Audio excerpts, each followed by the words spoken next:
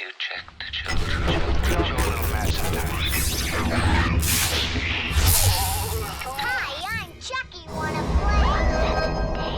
Sometimes that is better. You're gonna need a bigger boat. What's up, everyone? Welcome back to the Horror Show. I'm Cecil Laird. And Jaime and Fuego here. And yes, we are here to talk about Osgood Perkins's Gretel and Hansel. Everyone is going to take that slight pause before they say this title because everyone knows it as, of course, Hansel and Gretel. But now this is Gretel and Hansel, and this is starring Little Bevy from It Chapter 1 and 2 from 2017 and 19. Yes. So, Fueguissimo, we are going to do this review like we normally do. We'll talk about our overall thoughts, and then we'll talk about the story, the acting, the effects, the cinematography, all of that good stuff in turn. And I'm going to start this and say, obviously, based on the cold open, I did not like this movie. January, right? Yes, this was... Sorry.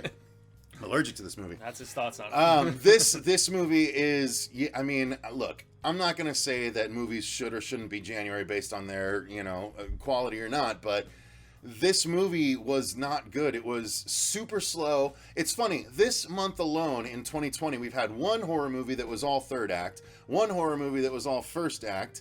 The third act one was underwater. The first act one was The Turning. And this felt like all second act, basically. So there was a brief first act in this one, and then it's pretty much all second act for the rest of the movie, and a very slow second act. Notice at we're that. not talking about The Grudge. No, we're not. No, but there is a likeness that I want to say that is. I told Fuego. I've been waiting for it. Yeah, there's a this whole movie I time. can liken it to, in the way that I felt while watching it, boy. and that is that it was slow. It didn't pay anything off that I was hoping it would pay off.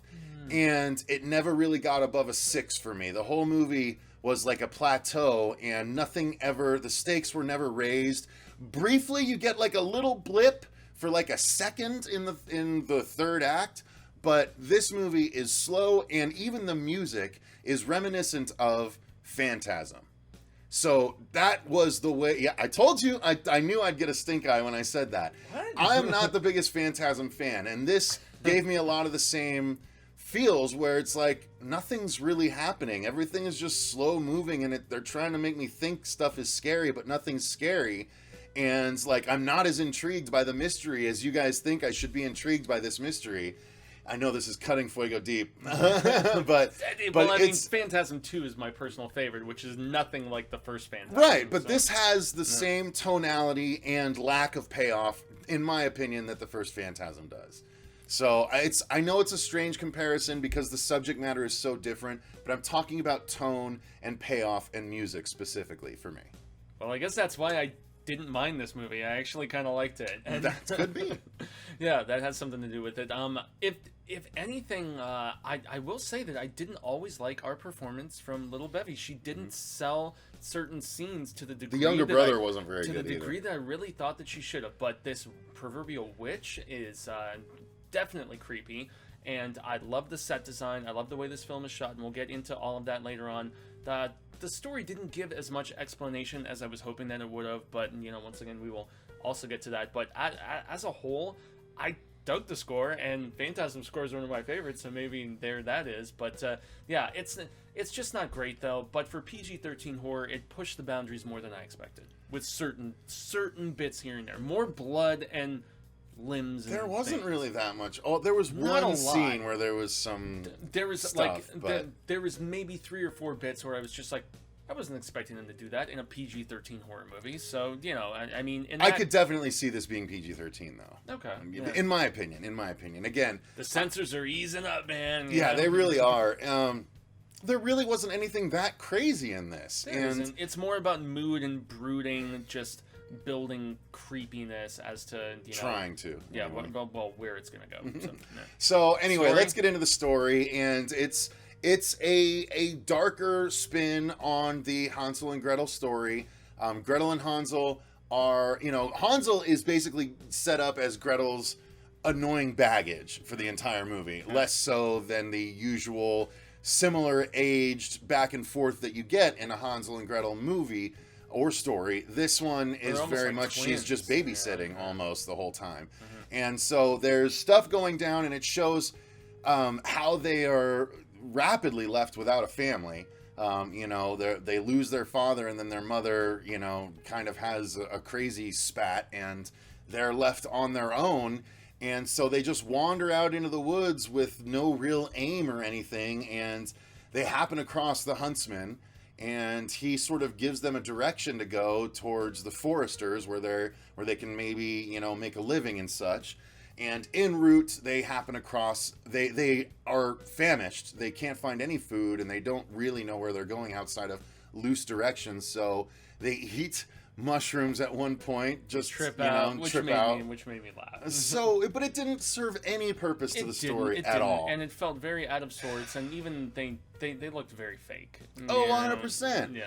But anyway, so then they're so hungry, and they smell this food coming from this you know, little house in the middle of the woods, and they see that there's this banquet inside, and they end up inside, and there's an older woman that is, you know, nice at first, if creepy, with black fingers, you know, on both hands. And so the thing is, you know, she says right up front, "Oh no, and they're like, "Are you expecting people?" Because she has this whole banquet, and she's like, "No." She's like, I'd rather serve cockroaches than people." And it's like, wait, what? Red flag right off the bat, you know? Like, and they're aware of it, but yet they're so hungry they just disregard, even though, you know, they start to become more perceptive and aware. And she even admits after a while, you know, because they're like, where is she sourcing this food? And this is all in the trailer, so it's not really gonna, you know, take too much away. But yeah, there are definite indications that this is a bad place to be right off the bat. So. This is a very, very slow build movie, and story-wise, it really is a mashing up, in my opinion, of the Hansel and Gretel story and the witch. Yeah, and it's just a mashing up of those two stories, and I didn't personally like it. I didn't like that it became a teacher-student kind of thing rather than, you know, the usual story where you carry all the tension. And when you start to divert into this other thing, this other movie, this other story entirely, then you lose the focus and you lose the investment that I had, because now you're changing. You're from the very beginning, for the first 45 minutes, they're asking us to invest in this brother-sister duo, and are they going to make it through together and stuff. And then things change halfway through the movie or a little bit after that, and then you're like, well, wait, now I don't know what I'm rooting for. And it's like, it's just a mess, the story. So yeah, it's things happening, and the little boy liking the fact that there's constant food and that there's work, and she has weird feelings, and then she starts to have issues and stuff herself. And I'm trying to dance around spoilers, but yeah. It's so kind of all over the place for a Hansel and Gretel story, and it doesn't serve it in any way, shape, or form, in my opinion. I felt a little bit different, honestly. You know, I liked the expansion, especially in like the prologue of, okay, so our girl, you know, who played Bevy, who is in this and who is our lead as the older sister and stuff like that, she is, for whatever reason, fascinated. It's her favorite story, but it's not that she loves it. It's that she finds it such a scary cautionary tale, you know, in the fact that, okay, there's a theme throughout this entire movie of nothing comes for free. Everybody wants something in exchange. And I did like that bit, because there's this girl who is about to die. You know, she's like an infant at the very beginning, and they go and they seek the power of this dark, really nasty looking witch who has her face completely covered in the claws and everything, and she is saved, but yet she is saved at a price, and the price is the fact that she is inherently evil, and she is leading other children to their death and stuff. And this is all in the first like 10 minutes or so of the movie, where you get all the setup and stuff.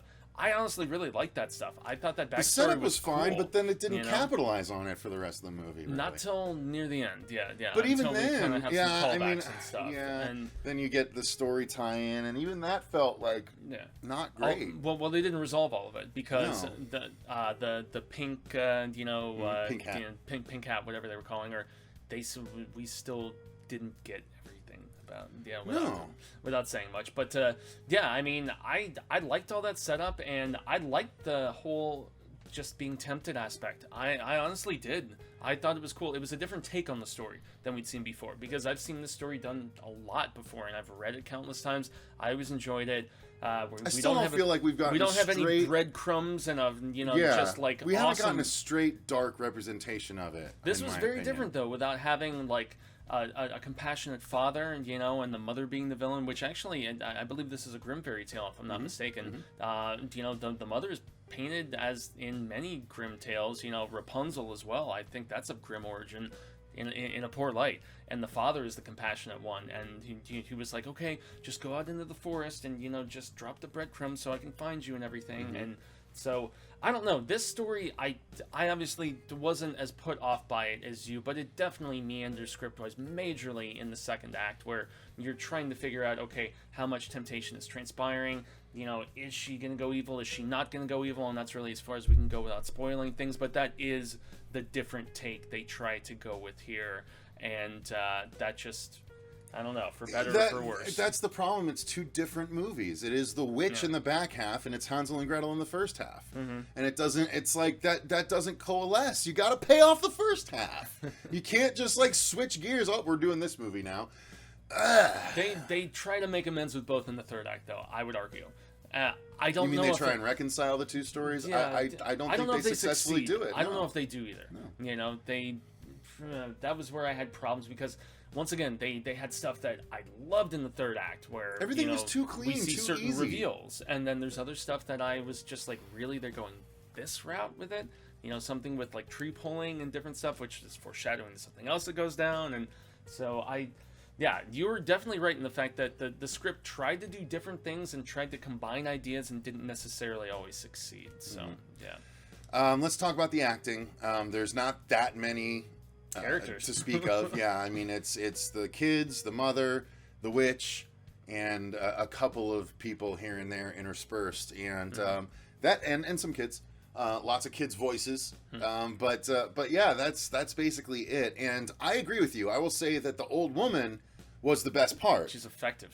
But Bevy was it the whole time. It felt like every shot was her. Sorry, forgive me. Was her front and center here, like looking around or looking right into camera, and like just it was always this shot, no matter what. It was the same. Like, so I guess that comes down to some issues with cinematography. So we'll get there. But I honestly think poor directing, at least with the actors. You can frame up your shots with your cinematographer and make sure everything looks brilliant. But we saw Andy Muschietti bring brilliance out of that girl years ago when she was even younger and less esteemed and hadn't even done Nancy Drew or this or anything before. She came off flat. She must have been directed to just be dumbfounded the entire time, because that's all it was. And it wasn't even like an interesting dumbfounded. It was just quietly staring through so much of the movie. And I didn't buy the chemistry as much with the little brother. No, the little brother, like, sometimes he was cute, but sometimes he was overly cute. Like, he's sitting here in this huntsman's thing, and, like, the sister is worried they're going to get killed. They almost just got killed by something that admittedly, the arrow shot was kind of cool, because we don't usually see it from that perspective. I thought that was dope. That was one of my favorite parts. That's one of the only bits where I'm just like, oh, PG-13, cool. Push it, man. But push it to the limit. But yeah, otherwise the way the characters acted just didn't feel real so much of the time. The old woman did, but then they did something with the old woman's character where it's like, I like that, actually. I didn't because that's a witchy thing, man. I know, but it didn't make sense to me. Like, really? No, I mean, I guess I just wanted more explanation because about it.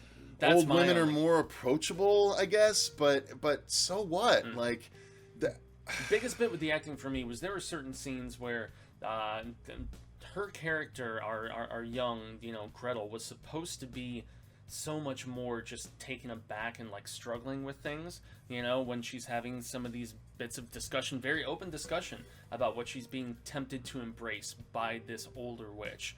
And she seemed very stoic and not like a fleet of emotions like up and down. It was just very, very calm waters kind of thing, and she didn't sell the wrestling. That's what I'm saying. It felt like a 6 the whole way. It was plateaued. It never raised. No, you're right. You're definitely right about that performance in particular. And she's a growing actress that I want to see in as much as possible, because she kicked ass in a lot of what I've seen her in. So. Now, sound-wise, the sound design was pretty good because there was a lot of creepy kids kind of talking and whispering, and you don't really know what you're hearing at times, but in a good, mysterious way. So I did like that. I was not a fan of the score. You said you liked the score. It was very reminiscent of Phantasm, so I wasn't that into it, yeah. I honestly felt like it was kind of, at times, what we've seen in the horror genre and even in the dark synthwave movement with, you know, a combination of more organic instruments of the gothic variety and synthy little overlaid bits. Yeah. And I liked that, personally. Yeah. And I also liked some of the sound design where we had, like, characters, the witch in particular, talking in an older voice and a younger voice, and it was layered over and stuff. You didn't like that so much. I mean, that's pretty simple stuff to do. Yeah, well, it is, but I thought it was effective in the whole, okay. like trying to maintain the facade. I didn't feel like they were layering it. I felt like they were just playing the old woman's voice. For the most part, even coming from the young woman, and it's like for the most part, and it kind of shifted kind back of spoiling and forth a little bit there. But honestly, the movie's a not little bit, you know, not really worth much. So, finally, let's end on a positive note with the cinematography. The look of this film, Osgood Perkins. It was pretty. Yeah. See, and that's the thing. The Black Coat's you reminded me. He did the Black Coat's Daughter, which again on first viewing, I wasn't the biggest fan of, but once Andrew explained it to us after the fact, I was like, oh, I like that way better now.